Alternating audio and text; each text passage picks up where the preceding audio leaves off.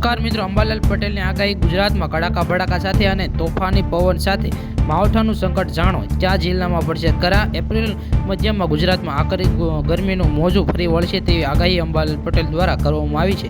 તો મિત્રો ચાલો તો જાણીએ. ગુજરાતના જાણીતા હવામાન નિષ્ણાત અંબાલાલ પટેલે રાજ્યના વાતાવરણ અંગે મહત્વની અને ચિંતાજનક આગાહી જાહેર કરી છે.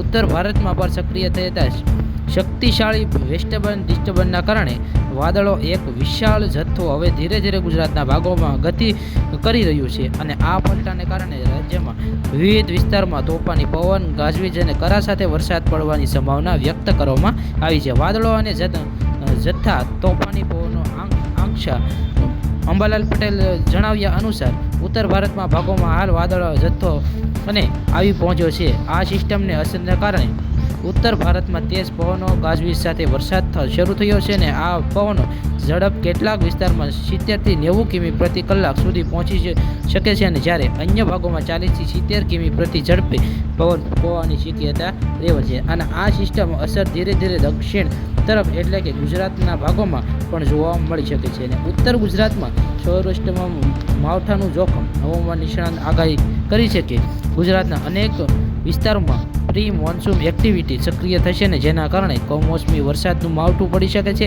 અને જેમાં સૌરાષ્ટ્રના કેટલાક વિસ્તારમાં ગાજવીજ અને પવન સાથે પ્રી મોન્સૂન વરસાદ થવાની શક્યતા છે અને સાબરકાંઠામાં હિંમતનગર, અરવલ્લી અને પંખજ પણ વાદળોમાં ગડગડાટ સાથે વરસાદ પડી શકે છે અને તેમજ માત્ર વરસાદ નહીં પરંતુ કેટલાક ભાગોમાં કરા પડવાની શક્યતા પણ પૂરેપૂરી રહેવાની છે. પવનના જોરથી કારણે પાકોમાં પણ મોટું નુકસાન થવાને લાયક છે.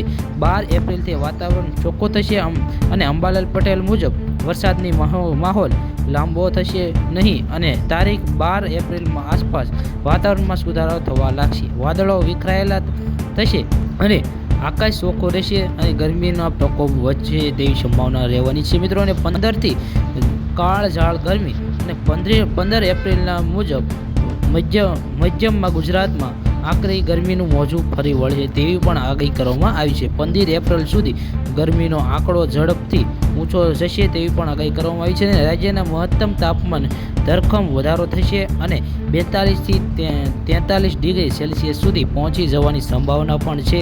આ સમય દરમિયાન લોકો અસહ્ય ઉકળાટ અને લૂનો સામનો કરવો પડી શકે તેમ પણ છે. અને મિત્રો, આવા વિડીયો જોવા માટે આપણી પોતાની ચેનલ ટેક ન્યૂઝ ગુજરાતને સબસ્ક્રાઈબ કરો.